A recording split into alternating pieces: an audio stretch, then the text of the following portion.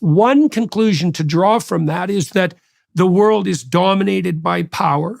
The proper story is oppressor and oppressed. And the appropriate response is the kind of bitter resentment that characterized Cain. And another response is power corrupts and the world is full of unfortunate vulnerability, but our job is to act as moral agents, to not make a bad situation worse, and to strive toward the good. And it's also the claim that our reliable traditions were founded on the latter proposition and not on the basis of power.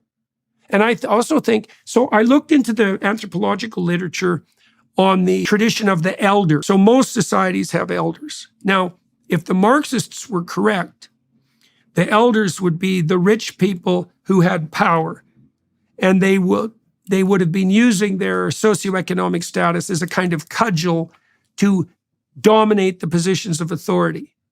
But that isn't what happens in the anthropological literature. The elders are, I think the easiest way to characterize them, they're people who have a lengthy, publicly observable, and genuine history of honesty, productivity, and generosity. And they've derived a wisdom from that. And the reason they're elders is because people go to them voluntarily to ask them for their advice. Right? Well, that has nothing to do with power. Quite the contrary. Quite the contrary.